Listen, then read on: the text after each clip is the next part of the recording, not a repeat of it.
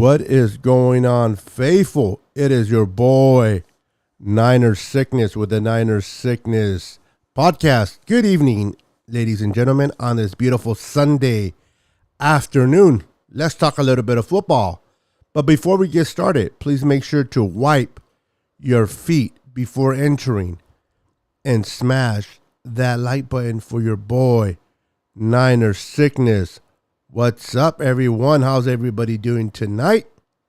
I hope you guys are having a wonderful, wonderful, wonderful evening. I hope you guys had a wonderful weekend. Oh, my goodness. On the forefront, there's really not that much to talk about. It's quiet in the neighborhood. It's quiet in the 49er land.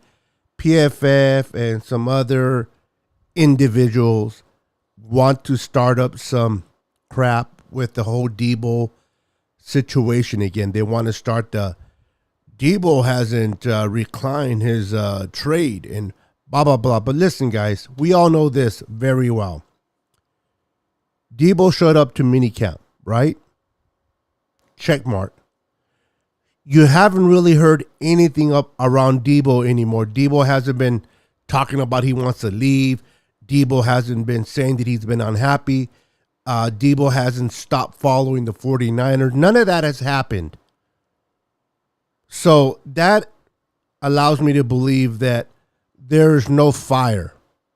There's no smoke, and there's no fire in that front. So we got to leave that alone. Now, it's great conversation for content creators. It is great conversation for content creators as myself and many of you that have your own channel. But the reality is that sometimes beating the same old horse isn't any fun anymore. Let me see how it all do. My friends, my family, how you doing? No Border Sports, let's go. We got Johnny in the house, JBXY4N9. How you doing, sir? Welcome. Happy Sunday. We got Dina Harvey representing all the way from Philadelphia, representing the 49ers. I love it. I love it. I love it. I love it. Welcome. Debo going to be here. I agree. Again, this whole conversation about Debo is not happy. We don't know that for a fact. What we do know is this. Prior to the draft, you were hearing a lot of rumbling, a lot of situations you were hearing about Debo wanted to be traded, Debo was unhappy, Debo this, Debo that, right? Ever since the draft, you haven't really heard anything. Kyle Shanahan has spoken how much they want to keep him. John Lynch has spoken in the state of the franchise. You don't trade a player like Debo.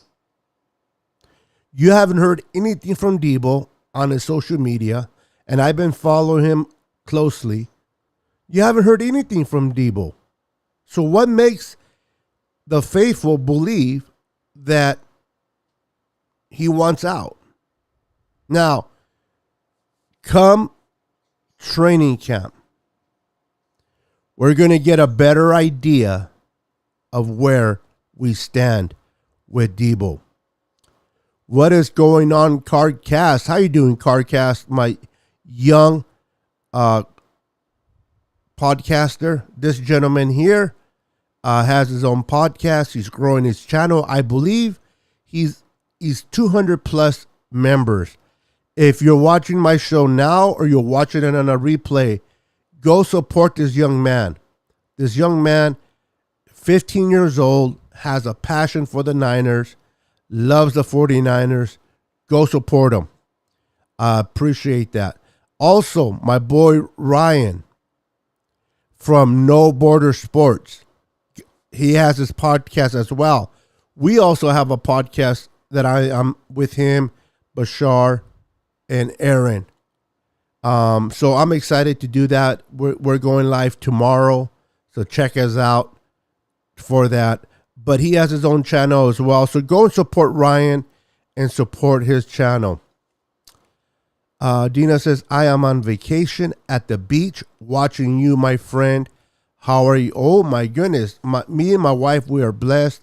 My wife is relaxing, watching TV. How was the beach? How's the sand? How was the sun and the water? Is it warm? Is it cold?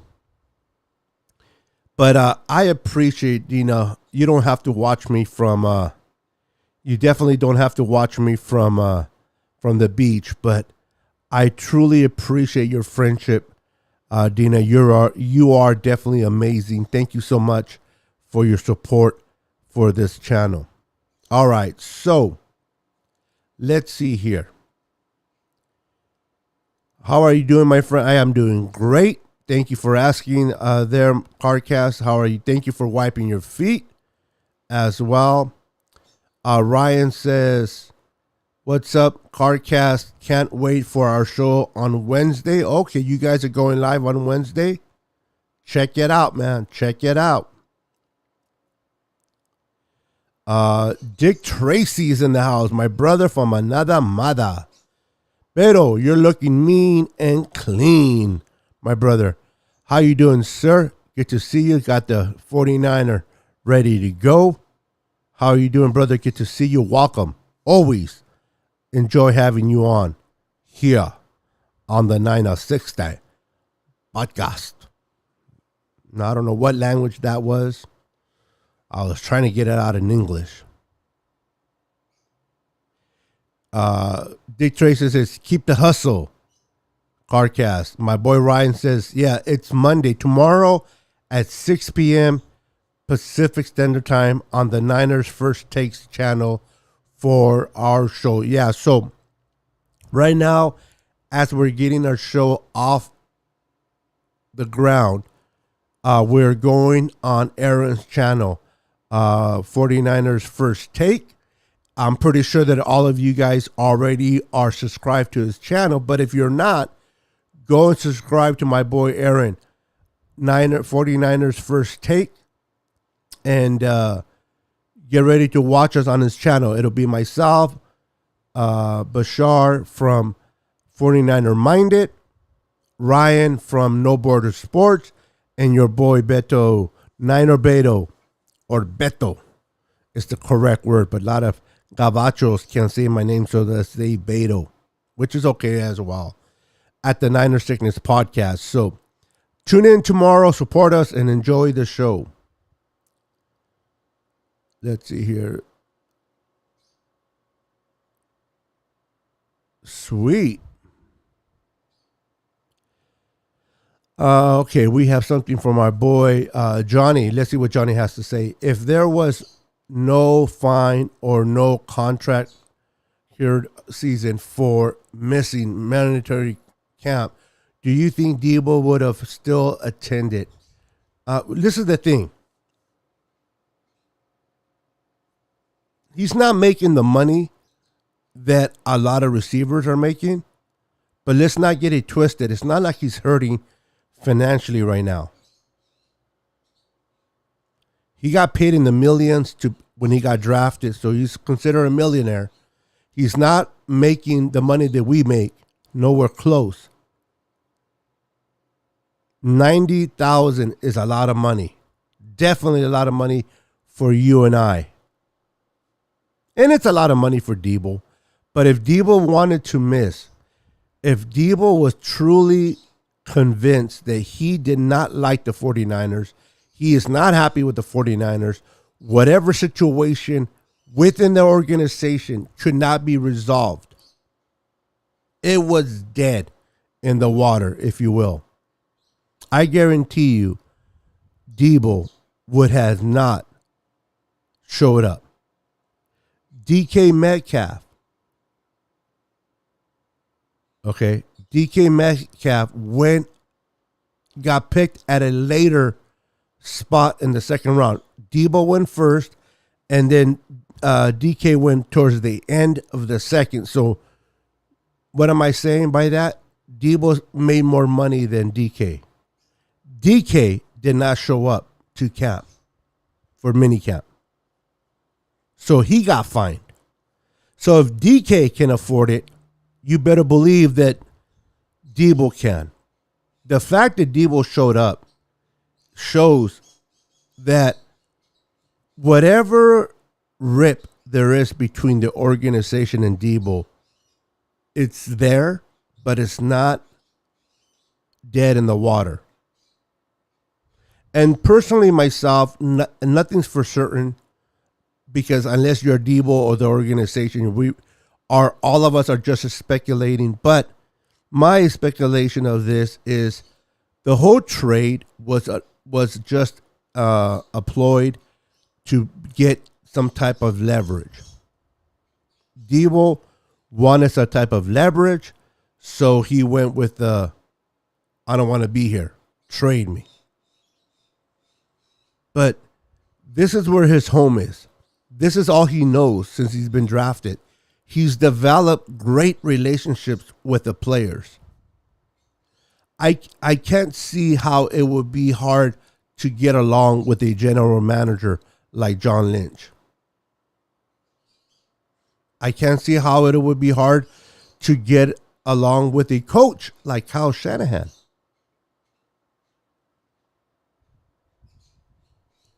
I personally think it's all about money. It's all about Debo wants to be financially secure. Debo wants to be recognized financially as one of the top receivers. That's all it is. Debo wants to be recognized. And not only do you get recognized for what you do on the field, you get to be recognized as one of the best by how much money you get paid. And I think that's the whole Debo situation. I don't think there's a rip. I don't think there's a concern. I don't think that the Niners will not be able to sign Debo. Now, we all know this. If you've been following the Niners for a minute, the Niners' MO, okay? Niners' MO is to sign and extend players late July, early August. Kittle, coming off a Super Bowl. What do? We signed Kittle middle of August. Extended him, excuse me. Following year, Fred Warner was up on the deck. We signed him middle of July, right before training camp. So I expect the San Francisco 49ers to continue to keep that trend where the Niners don't budge. They love the player, they support the player, but they don't budge. They have a standard. And what is the 49ers standard? We are not going to extend, I don't care who you are, we're not going to extend your contract or discuss about extension until late July, early August. That is what the Niners do.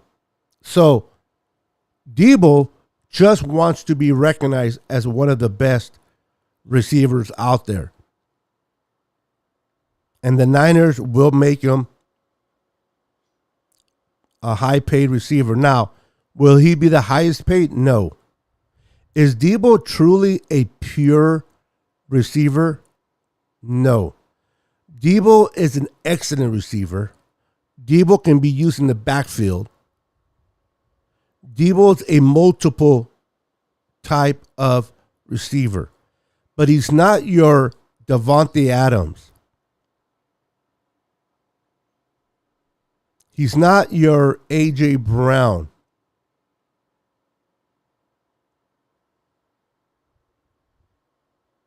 Debo is more of a particular type of breed. Debo is a hybrid, if you will. Debo can do it all. So people may say, well, if you can do it all, shouldn't he be the highest paid? Shouldn't he get paid receiver and running back? The problem with that is when you use him a lot as running back, the chances of him getting hurt are quite high. Now, keep this in mind. We drafted TDP. I believe that Trey Sermon is going to step up this year. Elijah Mitchell entering his second year. Jeff Wilson Jr., Hasty, and Jason or Jordan Mason all battling out for that spot. I don't think the 49ers are going to have to rely so much on Debo on the backfield. I think they'll use Debo the way they did in 2019 more than they did in 2021.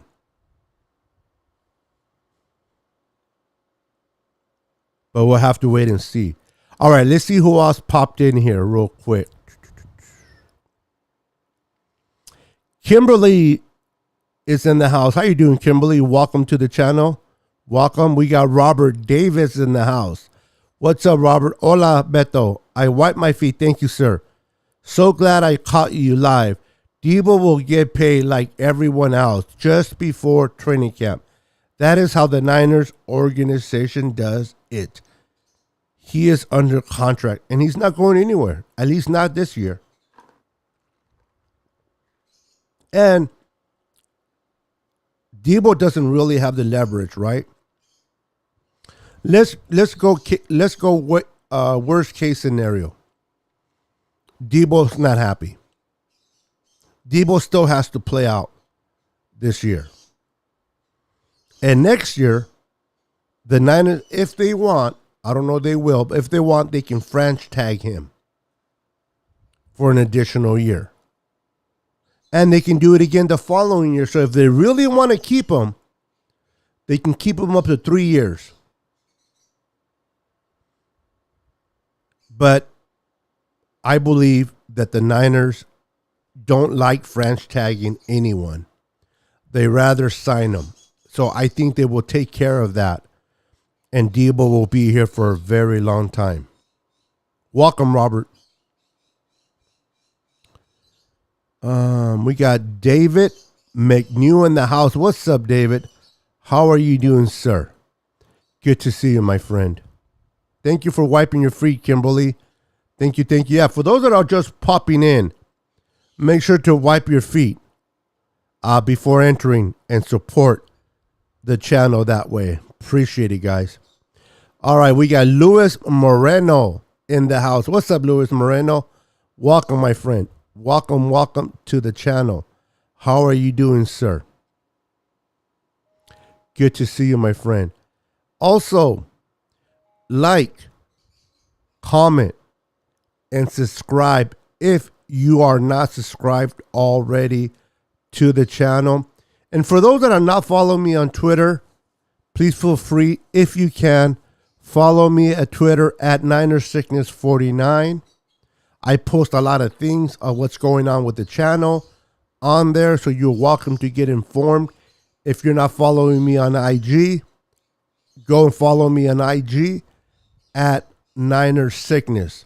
I also upload a lot of things on there, pictures, things that is happening. So if you want to stay up to date, feel free to do so. And if you're not following me on Facebook, I have a page and a group under Niners Sickness Podcast. Just type in Niners Sickness Podcast and it'll show my group, which you can request to be added and I will approve you.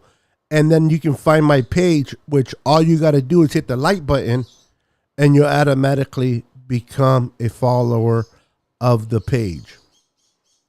If you guys can support me that way, I would appreciate that. All right, let me get back to some of these questions at hand. Let's see here. Thank you, David, by the way, for wiping your feet. Appreciate that as well. Just dropped a Debo hype video. Oh, all right, guys, check it out. Check it out. My boy Ryan. My boy Ryan is just starting his channel. I believe he's about 100 plus viewers. Let's show him some love. Let's show him some love. If you're not following No Border Sports, Please go to his YouTube channel, like and subscribe to his channel. Show him some love. 49er Sickness style. And check out his new hype video. If you haven't seen his other video, oh my goodness, it is awesome. Check out his Debo though. I haven't checked it out yet. I will after this show, and I'm pretty sure it's dope. Debo may not be the best receiver, but he is the best offensive weapon in the league. No argument there. Absolutely no argument. No argument with that. You're right. He's not the best receiver out there, but he's definitely the best offensive weapon out there. And there are so many teams right now that are trying to replicate what, did I say that right? They're trying to, I said it wrong. My apologies. Live video, right? They're trying to reproduce another Debo on their team. Teams are trying to recreate another Debo. Debo is such a threat for our offense that other teams are seeing this and they're like, can we draft and develop a player like Debo? But the reality is this: no matter how close teams get to recreating a so-called Debo, there ain't nothing like the original. You may get close to it, but there ain't nothing like the original. And who has the original Debo? We do. And for that, we're going to say bang, bang, Niner gang. Bang, bang, Niner gang, baby. Hold on, guys. I got somebody asking me if I'm live. Let me answer them. Hold on, gentlemen. I don't want to be rude.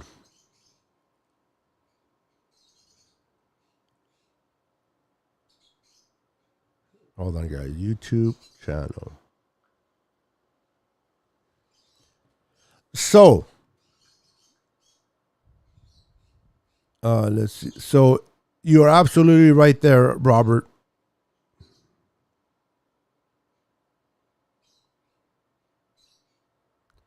So, this is the whole thing about what's going on with the 49ers.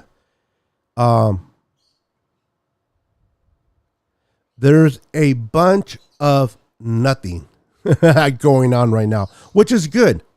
No news is good news, right? No news is good news. On the other hand, if we want to have some news, congratulations to one Fred Warner on getting married this weekend. For those, I'm pretty sure you guys already seen the pictures on Instagram, on Twitter, all over social media. Congratulations to Fred Warner on getting married. It looked like they had a wonderful wedding. Eric Armstead looked like he was there, and some other players. He got married to his beautiful wife. And Fred Warner now has to take care of a family. So you know he's going to be ready to go week 1 against the Bears. Yeah, the whole Jimmy G, David, he, for what I've been hearing, and pretty sure everyone have been hearing, that he should be throwing somewhere in the beginning of July, middle of July. At that point, the Niners can start negotiating. They can start talking again to other teams. Some of these words are not coming out today. Can start talking to other teams regarding a possible trade. And teams can see him throw. Now, I still believe that there's no need to trade Jimmy right now. Now you got to trade him before week 1 of the season because you don't want to pay him. But it costs the Niners absolutely nothing to keep him. And I know a lot of people say, well, he can be a distraction, blah, blah, blah. The thing is this. Can we recreate a Sam Bradford situation? Do you guys remember the Sam Bradford situation where a few years back, Minnesota Vikings, they had Teddy Bridgewater. That was their starting quarterback. He got hurt in training camp, and the Vikings went nuts. They're like, we got a good team, and we just lost our quarterback. What do? Well, they contacted, I believe it was Washington, if I'm not mistaken, but regardless of the team they contacted, they traded for Sam Bradford. And even though Sam Bradford at that time wasn't no good, the Vikings, because they were desperate, gave up the farm for him. Can we find ourselves in a situation like that where we keep him, we go to training camp, and if a team loses their quarterback, now we have leverage on trade capital. At the end of the day, if nobody trades for him, if nobody wants him, nobody gets hurt, we just cut him. We just go ahead and cut him, count our losses, and move on. But I don't expect him to be here by week 1 of the season. And why not have Trey compete with him in training camp? And what happens, God forbid, something happens to Trey? If we still have Jimmy, I'm not saying I'm a Jimmy supporter. I'm not saying I want Jimmy here. All I'm saying is the facts. A, if a team loses their starting quarterback, we have leverage. B, if we lose our quarterback, we have Jimmy. C, if nobody loses their quarterback, including us, then we just cut Jimmy and move on. That's simple. What's up, Raggy? How you doing, sir? Welcome to the channel. ¿Qué pasa, Beto? Thank you for wiping your feet, brother. Appreciate it. Other teams try to replicate Debo, but Debo is one of a kind. He is a unique combination of size, speed, and quickness. Absolutely, Robert. Did you see him walking next to Javon Kinlaw on one of those video clips? The hips on this man is humongous for a running back slash receiver, or receiver slash running back, I should say. Debo, if you just heard me say that, forgive me. What's up, my brother? Zach from another mother. How you doing, Pale Time? Welcome to the stream. Hey, Beto, hope you're well. I am doing great. I am blessed. Thank you for popping in, brother. Truly appreciate you stopping by and showing me some love, bro. Brandon Ayuk is better wide receiver. Keep Debo. How are we going to keep? This is the thing, honestly. In my opinion, depending on how Danny Gray develops. If Danny Gray becomes that well-rounded receiver, they can go deep, that will be a plus. If we can develop him, that'll be a plus. Why do I say this? Because the reality is this. If Debo has a great year, over 1,000 receiving, BA has a breakout year, which I expect him to have a breakout year.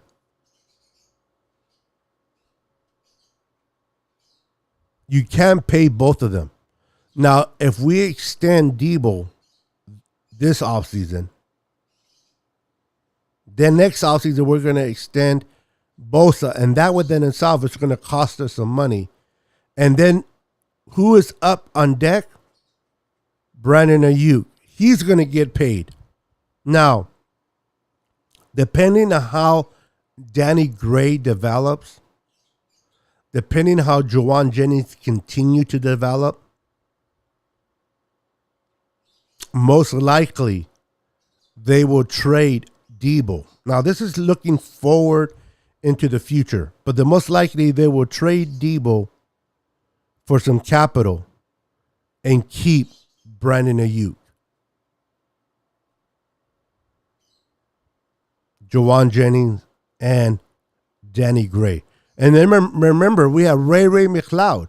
Now, a lot of people think that the Niners brought in Ray is specifically for special teams. I don't agree with that. I think that Ray McLeod is going to be used a lot in special teams, especially as a punt returner for field position. But I believe that Kyle Shanahan will have plays drawn up, particularly for Ray. I think Ray is quite a smaller version of the 2019 Debo. I'm not talking about the 2021 Debo. I don't expect Ray to be used as a running back. But the way we used Debo in 2019, I expect the Niners to use Ray a lot in that type of formation. So I expect the Niners to do a lot of great things with Ray. Kathy, how you doing, Kathy? I've been working 6 days and getting up at 2:30. Hopefully I can stay awake for your show.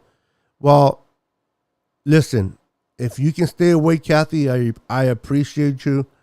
But if you got to go get your sleep, go and get your sleep. Don't stay awake on my behalf. Oh, by the way, Alex, I read the question, but I did not acknowledge you, Alex. My apology. Welcome to the channel, Alex. Welcome to the channel. David Williams is in the house. How you doing, David? Welcome, David. How you doing, sir? We got Tech Village Idiot in the house. How you doing, Mr. Tech?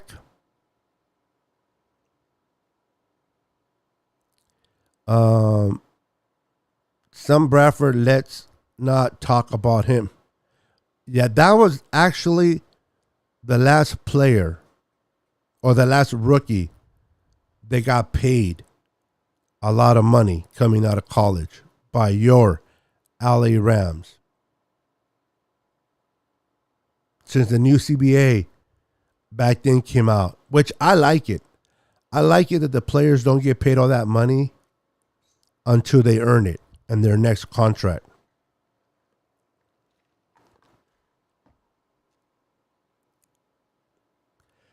Big Papa in the house. What's up, Big Papa? Welcome, sir. Welcome to the show. Welcome.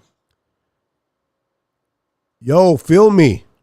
Niner, bang, bang, Niner gang. What's up? 33 days until training camp. I can't wait for training camp. There's going to be so many battles in training camp, ladies and gentlemen. There's going to be so many battles in training camp that it's going to be fun to watch. Listen, the Niners are going to have to cut players that they normally wouldn't cut. A lot of good players will be cut. And that's going to be interesting to see who are going to be the 53 men on this roster. Who's making it and who's getting cut. Every position is going to be a battle other than quarterback. The running backs are pretty much the ones that I think that are going to be in competition is really going to be Jordan Mason, Jeff Wilson Jr., and Jermichael Hasty. Those are the three running backs that are going to be competing for that last spot. We know the Niners are going to go with Elijah Mitchell, TDP. He just got drafted, and Trey Sermon.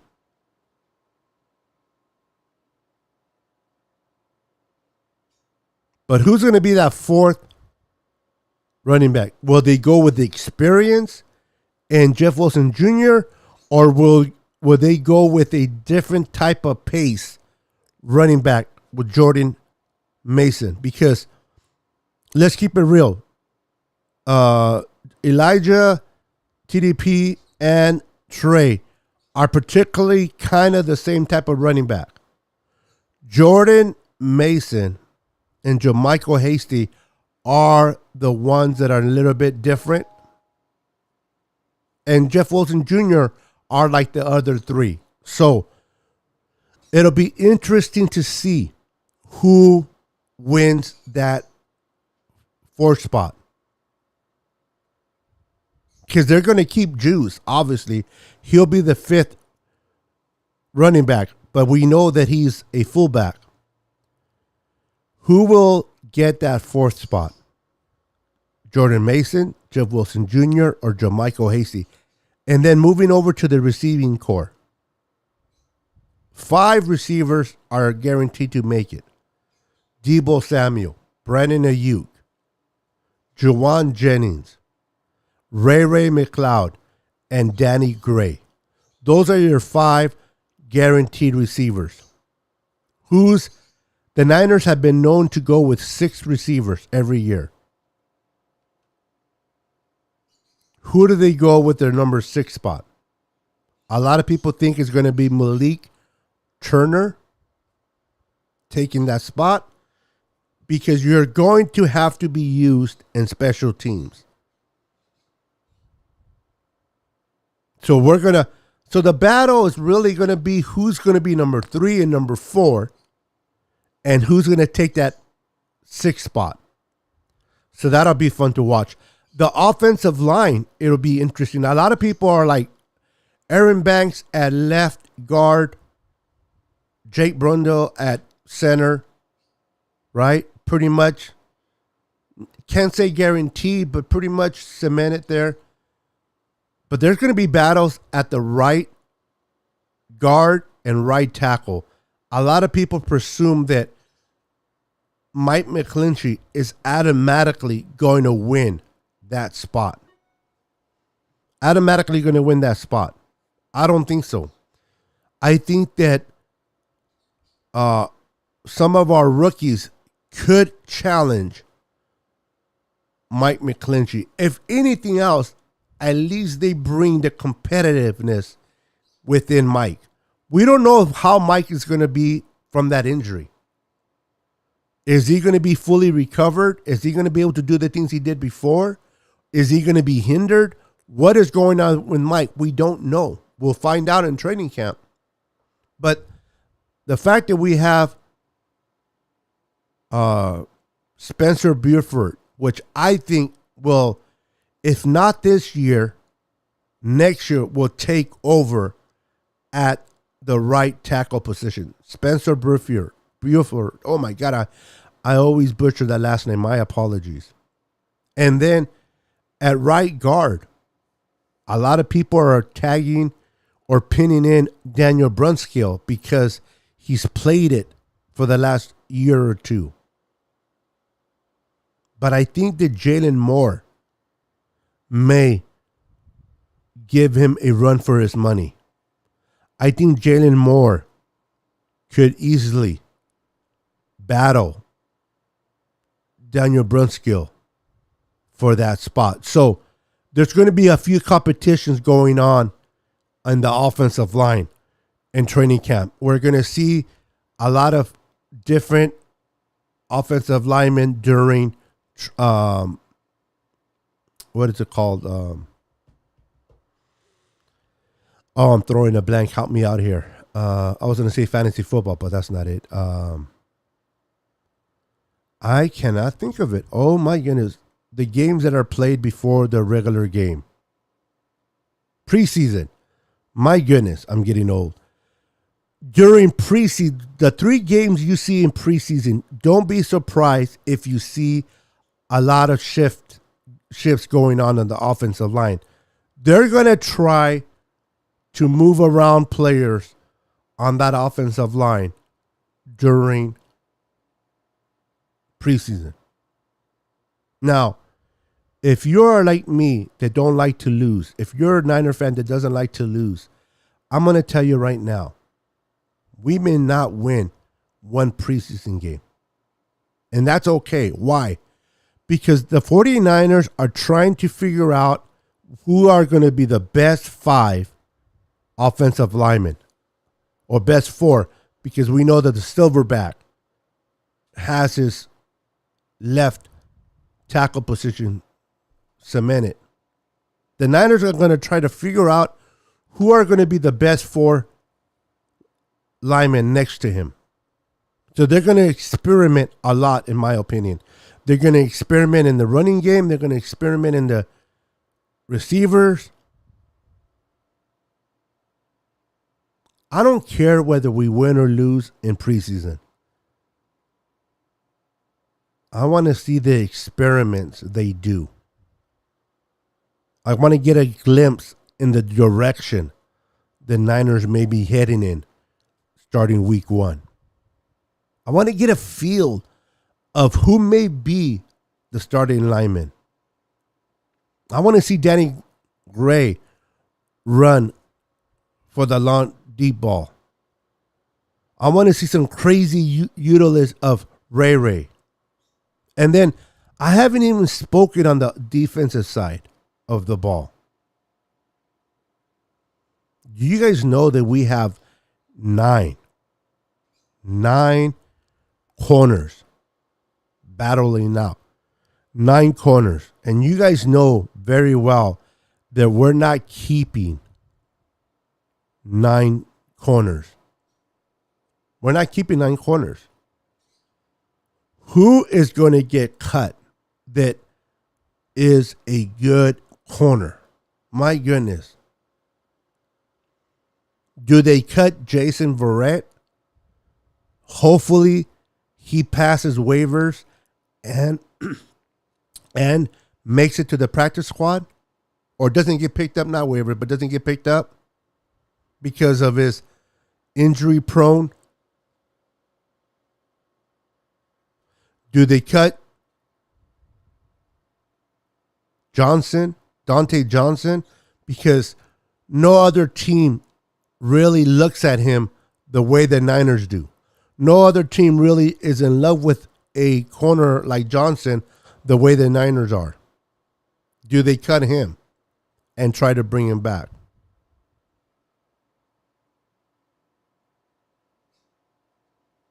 We know that Charvarius Ward and Emmanuel Mosley are locks, right? And most likely Embry Thomas. For what he's shown at the end of the year, Embry Thomas is a lock there. But you got battles for Samuel Womack, for Lenore,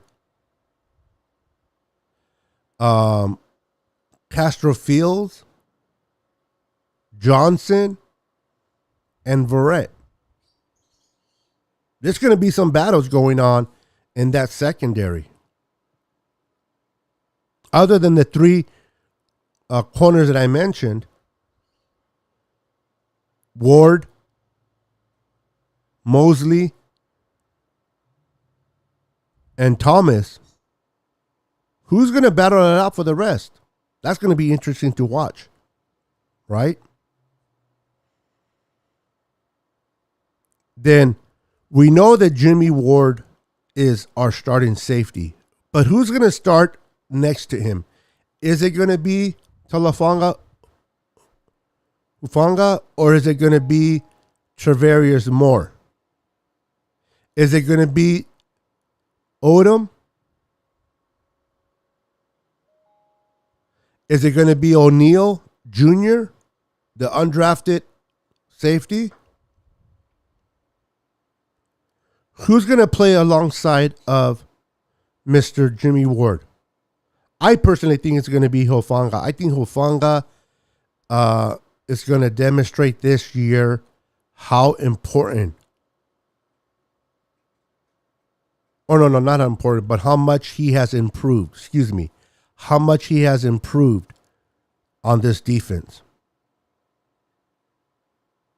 I'm excited to see Hufanga play next to Jimmy Ward. I think that pair is going to be great for years to come. Playoff time, Ray needs to be kept healthy. Don't forget what happened to Wilson. Fumbles killed us. Yeah. Oh my goodness, Alex. You're taking me way back to that Giant game. Kyle Williams. That name. Terrible. What's going on, Patrick Garcia? Welcome to the stream, brother. Welcome to the channel. How are you doing today on this wonderful Sunday evening? I think what people don't realize is special teams is going to be real good this year. And that's going to be huge for us. Watch. Patrick, I guaranteed. Let me talk a little bit about special team. Or the lack of last year. Now, we beat Green Bay last year in the divisional playoffs because of special teams. Only for the fact that their special teams, believe it or not, was worse than ours. And ours was bad. Did you know that we could have won at least 2 to 3 games last year if it wasn't from bad special teams play? We could have won at least 3 games. And the Niners knew this. And they made sure they addressed this offseason. They had enough of mediocre off a special teams play. They have a good offense. They have a great defense. But this mediocre special teams had to be changed. The fact that the Niners were always starting and they're deep of the end zone and their 10-yard line, 15-yard line, opposed to the opposing offense starting on their 30th. Field position is and does a lot for a team. That's why they brought in Burks, linebacker, special team star from the Green Bay Packers. That's why they brought Odom, star in special teams, safety. And they brought in Ray McLeod, star in punt return, special teams, and can be used as a receiver. The Niners said enough is enough. And you're right, Patrick. I expect this special teams to completely be different from last year. And I really expect our young quarterback in Trey Lance to start with great field position. I think that Ray is going to be electrifying. He's going to be fun to watch. The last player that I got to enjoy that type of excitement was Ted Ginn Jr. Ever since Ted Ginn Jr., I have not seen no type of explosion in the punt return. I think we're going to get that with Ray. Hasty is out. Possibly. What's going on, 49er Station? How you doing? Welcome to the channel, brother. Look who it is. My brother from another mother. 49er minded. Bashar. How you doing, sir? I don't know if you're still here or not. It took me a minute to get you to your name. I apologize.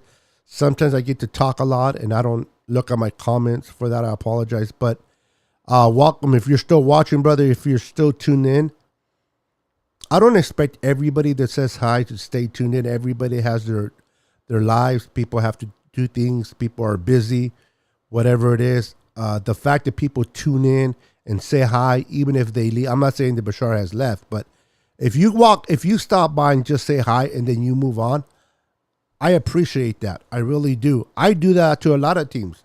There's a lot of times where I go on to Bashar's channel, I'll say hello, and then because I'm busy doing certain things, I move on. So if you're still watching, brother, it is an honor to have you. If you're not, then you suck. Just kidding. 49er Station says, I hope we have a season like 2019, but win it all. I think we can. Trey Lance is the 100% question mark of this team. We improved our special teams. Believe it or not, we have improved our defense. Offensive line's a question mark. Running game is good. Receiving core is good. Tight end is spectacular. But what are we getting at the quarterback position? Now, for what I've heard and for what the little bit that I've seen, there's a lot of upside, right? There is so much upside to Trey Lance. If Trey Lance plays mediocre, let's say he just has a mediocre season, with his ability to extend plays with his legs, is better than Jimmy G. With his ability to protect the ball and not turning it over, is better than what we got with Jimmy. That's at being mediocre. But what if Trey, turns out to be above average? Not just average, but above average. Now, he's better than Jimmy ever was. That is a good sign, and that will reward us with a few wins that we normally wouldn't get with an average Trey. Right? So if he plays above average, then we're sitting pretty good. If he plays average, we'll be not as good as above average, but we will be okay. Now, if he plays great football. Now, I am not talking great football in September. I'm talking about great football in December, early January. Then we're going to be in a great situation. I do expect Trey Lance to go through his misfires, his tribulation, his mistakes. But I think Trey is smart enough to learn and from these mistakes. And I think that Kyle will really put him in great positions to be successful. But like everything else, the more reps you get, the more comfortable you feel. The more reps you take, the more you get to figure out who you are in this offense. So, is Trey going to be like a freaking Patrick Mahomes? I don't want to. Well, I would love him to be that, but I don't expect him to be a Patrick Mahomes year one. Listen, I don't think he'll be bad as Josh Allen was year one. I think that Josh Allen wasn't surrounded around great players when he got drafted to the Buffalo Bills. You got to remember, you got probably the best play caller in Kyle. You got great running game. You got a great receiving core. You got an offensive line that I think it will not be great, but I don't think it'll hinder Trey either. You got a great defense, great pass rush, arguably the best three linebackers in the NFL right now. You have a secondary that last year, if you looked at the defense as a whole, where was the weakness in that defense last year? Secondary. This is even before we lost Jason Verrett to injury. I'm talking about coming into last year's season off of the training camp and preseason. If you looked at this defense as a whole, where was the weakness at? Secondary. This year, not so much. They brought in Charvarius Ward. Great lockdown. Not lockdown, but he's good in coverage. He's going to fester and frustrate a lot of receivers. Emmanuel Mosley is playing for that contract. He's going to be great. Emory Thomas is only going to get better. They brought in Jason Verrett one more year. Now, the beautiful thing about Jason Verrett, even though he is injury prone, he doesn't have to be the guy. Jason Verrett does not have to be the guy. He simply needs to come in for snaps here and there and produce. And I think because of that, he should be able to stay healthy in 2022 because he's not going to be out there for all the snaps. It's going to be Ward, Emmanuel Mosley, and Emory Thomas. And you're going to sprinkle a little bit of Jason Verrett in there.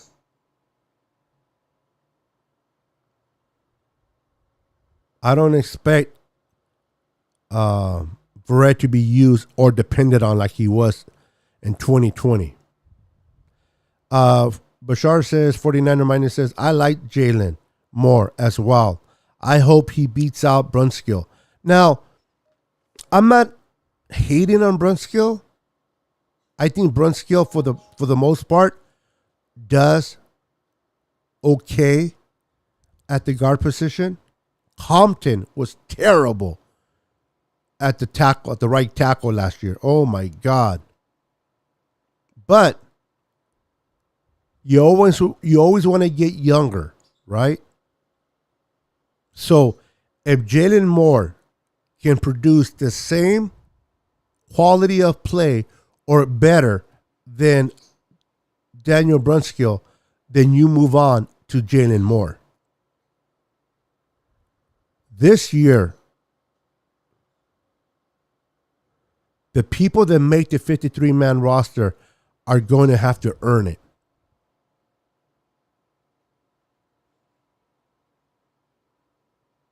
So it's going to be interesting to see what the Niners do with that.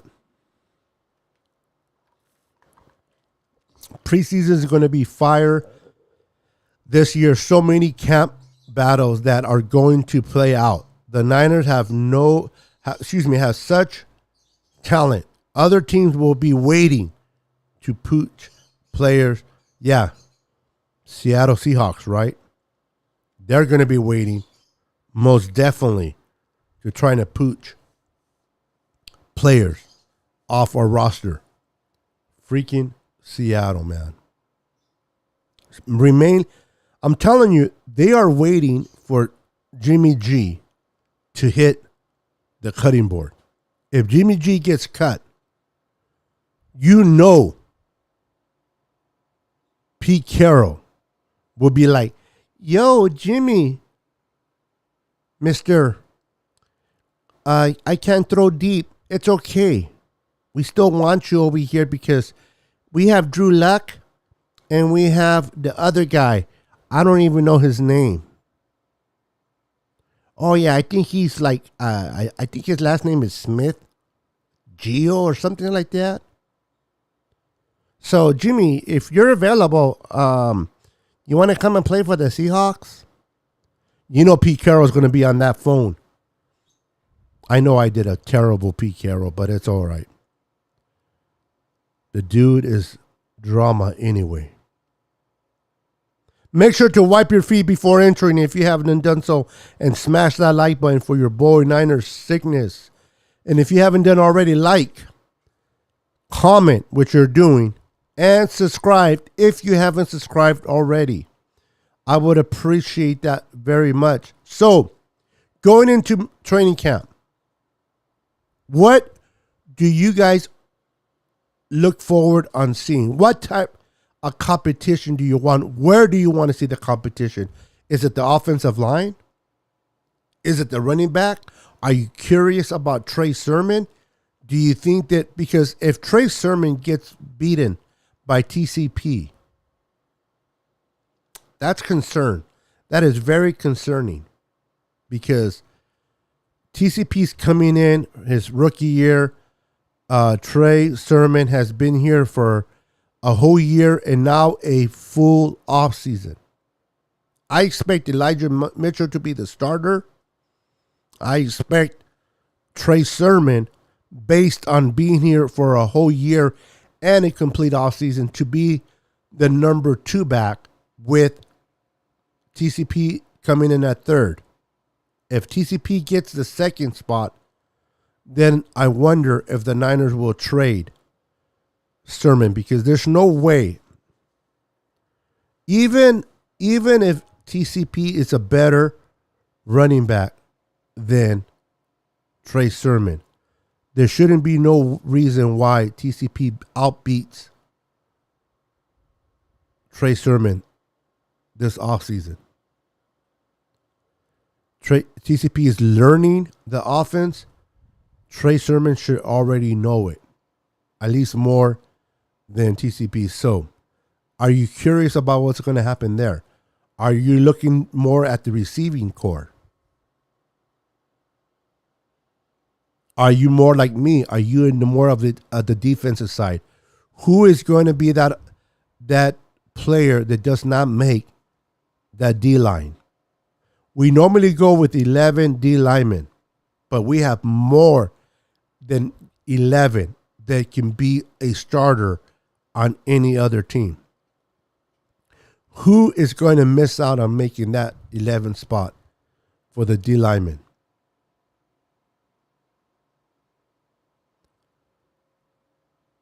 It's going to be interesting to see what they do there. Now, our linebacking core, we're pretty good there. I don't think there's going to be any type of competition there other than just get better. In our secondary, who's going to play opposite of Charvarius Ward? Who's going to play opposite of Jimmy Ward at safety? Those are the areas that we're going to have to look into and hopefully get a better understanding in the training camp, throughout training camp, and the few preseason games that we play. Now, whenever the Deebo Samuel extension drops, you know I will be going live, as so many others. I'm pretty sure 49er Mind is going to go live. No Border Sports is going to go live. Hardcast is going to go live. Niners First Takes is going to go live. And we're going to be giving you our thoughts on the whole extension process with Deebo once it takes place. I'll move Jason Verrett to... Listen. Jason Verrett gets hurt looking at his own shadow. I'm sorry. I like Jason Verrett. I do like him. But the kid gets hurt looking at his own shadow. Now you want to put him as a safety where he's going to have to have more contact? Yeah, that's not good. That's like putting a blind person behind the wheel and say, let's go. Yeah, that's a tough one for me, Alex. That is a tough one for me. Dante, cut and add him as normal. Yep. I don't think nobody values him as much as the Niners do. That's for sure. If no trades materializes, for Jimmy. He will be released. I agree. At his request to find a team. Either, yeah, once he gets released, I don't care what happens, where he goes, to be honest with you. It doesn't matter where he goes once he gets released. Now, I don't hate Jimmy. I don't hate Jimmy. Do I wish Jimmy was a better quarterback? Yes. Do I think Jimmy will ever be elite? No. He's very average. But ever since Jimmy got here, he's been an awesome person, great human being, gets along with everybody, great attitude in the locker room, does whatever he can to help us win. Because of Jimmy, we have won so many games, and I see all this hatred for Jimmy. I understand we have the anticipation of Trey. I understand a lot of us are happy about Trey. We're excited to move forward, as am I. But this hate on Jimmy, I don't think is validated. Honestly, don't. The fact that people hate on Jimmy is like, listen, we could have been dealing with Nick Mullins and CJ Beathard if it wasn't for Jimmy G. Whether you love him or you hate him, with Jimmy, we were able to make it to 2 NFC championship games and 1 Super Bowl appearance. And let's be truthful. Yes, that play to Emmanuel Sanders, that missed throw was tough. But at the end of the day, Jimmy did not lose the Super Bowl, in my opinion. Our defense did. If you are truthfully a football fan, not biased, not a hater, you will see that our defense started to play prevent defense. And I hate that. I hate prevent defense with a passion. If you have your foot on someone's throat, you step on it. I know this sounds violent, but it's the truth. You step on it and you make sure they don't breathe. The defense took their foot off the offense, and you don't do that with Patrick Mahomes. We all knew that Jimmy wasn't Patrick Mahomes. We all knew that Jimmy couldn't go toe-to-toe with Patrick Mahomes. We knew this before the Super Bowl started. But Jimmy got us a lead. The defense kept us in the game. Jimmy got us a lead. It was hard for him to move the ball, but he did so. We got some points.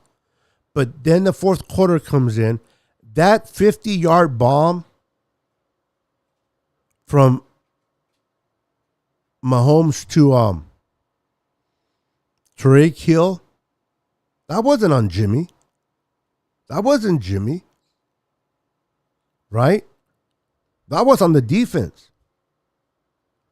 So, as bad as Jimmy is in throwing interceptions, as bad as Jimmy is on not being able to throw the deep ball and always going to his checkdowns, I would rather still have Jimmy over Nick Mullins or CJ Beathard. But I understand that we are all excited. We're ready to move on with Trey, as so am I. The young man. Trey has potential to be elite. I want to feel in a few years the way the Buffalo fans feel right now with Josh Allen.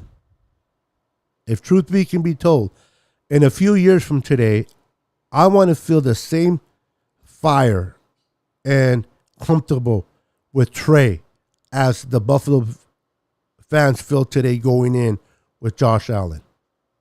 I watched a few games of Josh Allen last year, and that kid is special. He is special. Now, you wouldn't have thunk it based on how he started, right? He started bad. He had a bad year. Peyton Manning had a bad year. He had more interceptions than touchdowns. We know how he turned out. Not every quarterback starts like Patrick Mahomes. Let's keep it real. Not every quarterback starts like Patrick Mahomes and can take off like Patrick Mahomes. A lot of these quarterbacks will start like Josh Allen's. But at the end of the day, the saying goes, it is not how you start, but how you finish, right? I can't wait to see Trey develop into the quarterback that I believe, that a lot of us believe he will be. For those that know me, for those that have been hearing me speak, I've been wanting Trey Lance even before we drafted up. Even before we moved up, I liked Trey Lance. I was like, whoever gets Trey Lance, if he lands in a good situation. Now, at the time, we were picking at 12. I did not expect Trey Lance to get out of the 5th spot. I think he was going in the first 5 spots. I believe that if we didn't take Trey, Atlanta would have taken Trey. Even over Kyle Pitts.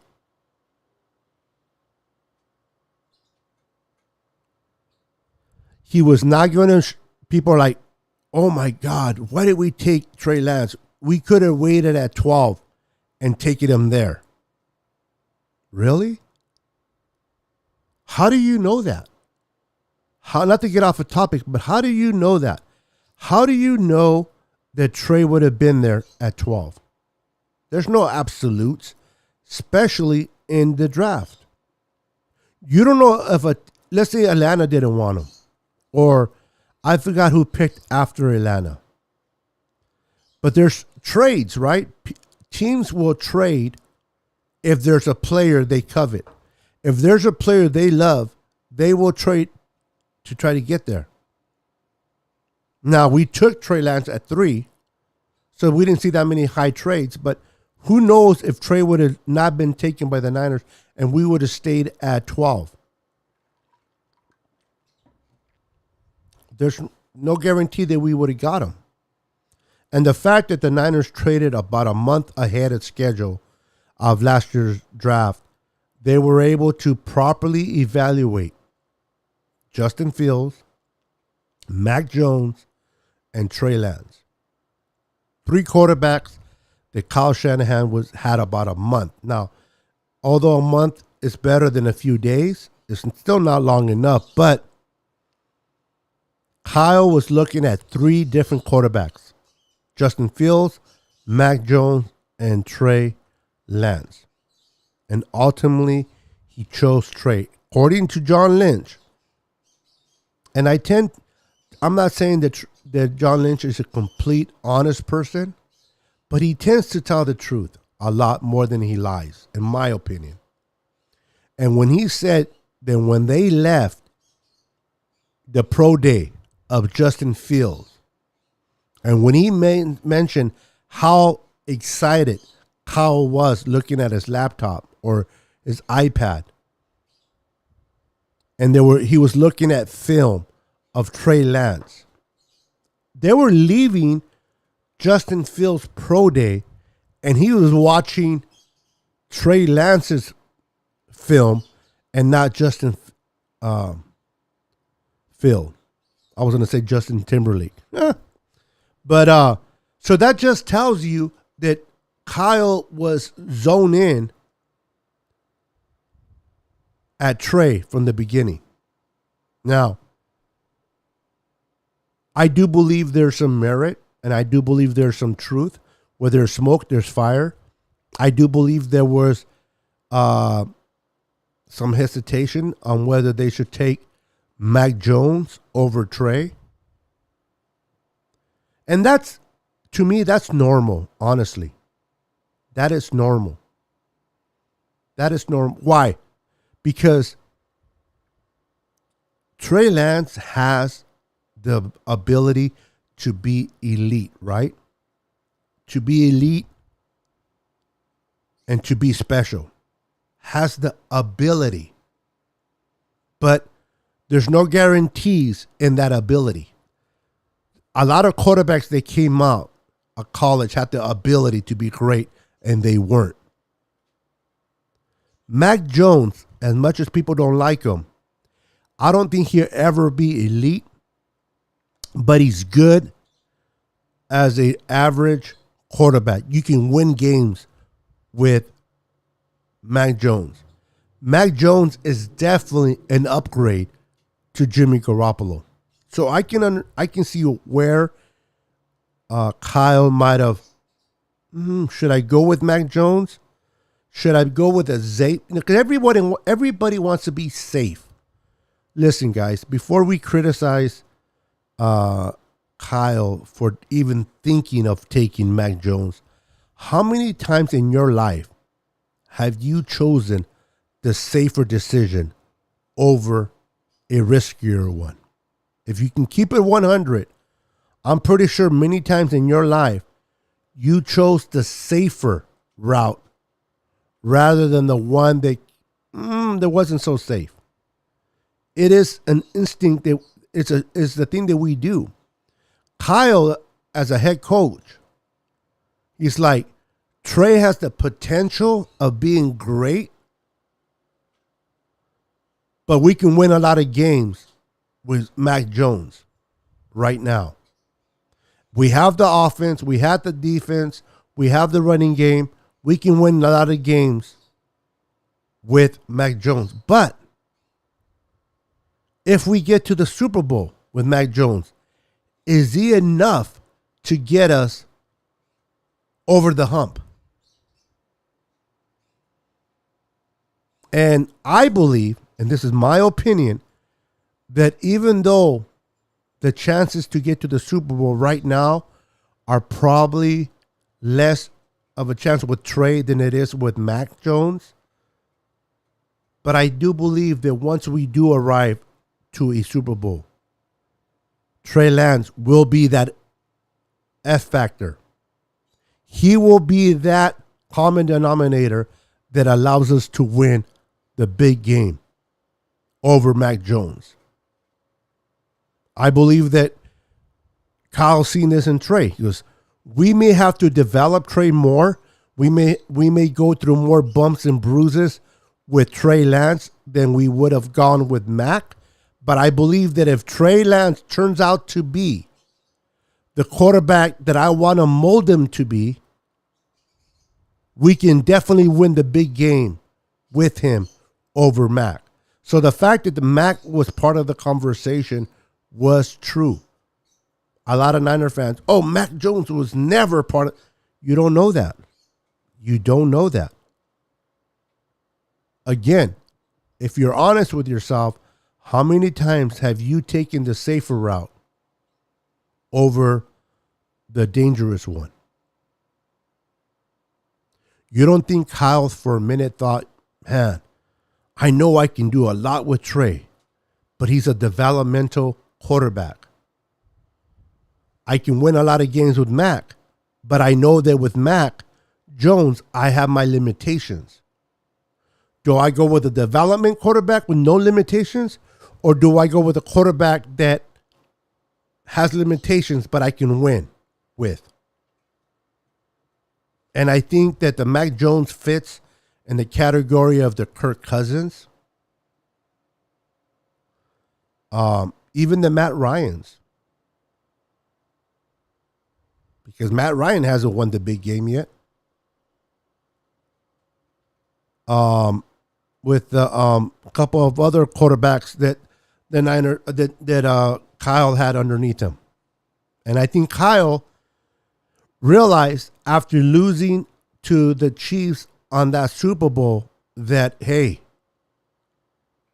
in the fourth quarter, Patrick Mahomes' legs, besides his arm, beat us.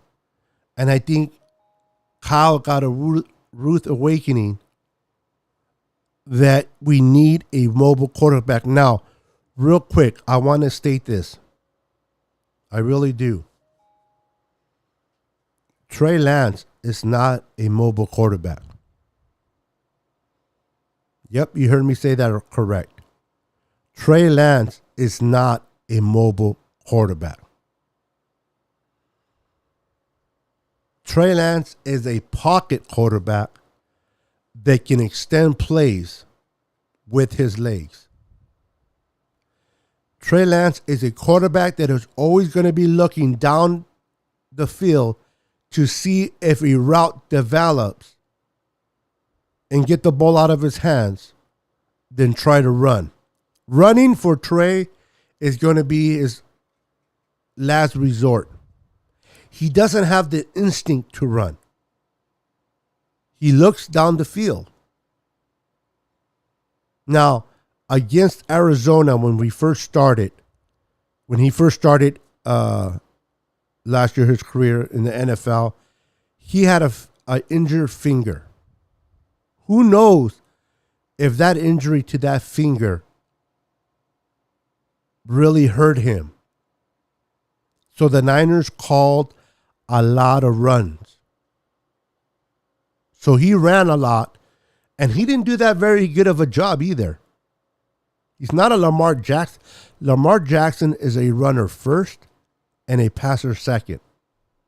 As electrifying as Lamar Jackson is to watch, you're not going to have a lot of years of Lamar Jackson playing in the pros. You know who I like to resemble Trey Lance to? A Steve McNair. If you remember Steve McNair, God rest his soul, when he was playing for the Houston Oilers and then the Tennessee Titans. And yes, if you don't know this, the Houston Oilers back then became the Tennessee Titans. Steve McNair for me is an example of the type of quarterback Trey can be, in my humble opinion. So, even though Trey will escape the pocket and extend plays with his legs if need to, he will always be looking downfield to see if he can get the ball out of his hands. Now, Steve Young, when he came into the Niners, when Steve Young was traded from the Buccaneers to the Niners, Steve Young was a running quarterback first. Steve Young got antsy. His feet got antsy. When he felt the pocket closing on him, his instinct was to run. Run.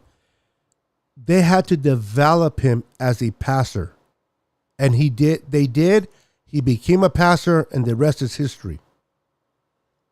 Trey, on the other hand, in my opinion, is a passer they can extend with his legs. And I think this is what Kyle likes about him. What's up, Next Level? Muzi, how you doing, brother? Welcome. I don't know if I can ever pronounce your last name correctly. I need to hear someone pronounce it so that I can do it right. So I'll just call you Next Level, brother. I don't want to disrespect you. I need to see 6 in my lifetime. Mac would have not done the job to win it all. Gotta take risks. Absolutely. You want to win big, you gotta play big, right? Trey was a safer risk than Fields. Trey has that it factor. You need to win it all. Absolutely. Now, whether he can tap into that, we would have to wait and see. Roberto Hastings, welcome to the channel, brother. Beto, Mexican Toronto Tornado, what's good? Always enjoying sickness time. Welcome, brother. Welcome. David says, Robert says, David, you know Fred Warner is hoping Jimmy goes to the Seahawks. That's 2 to 3 interceptions every year. Absolutely.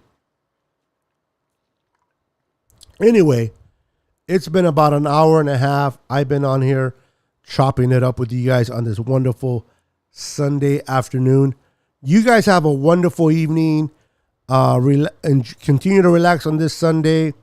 Thank you guys for supporting the channel. Thank you for being part of the channel. Listen, I love you guys. I enjoy spending time with you guys. Check us out tomorrow. If you're not part of 49ers First Takes, tune into his channel, subscribe.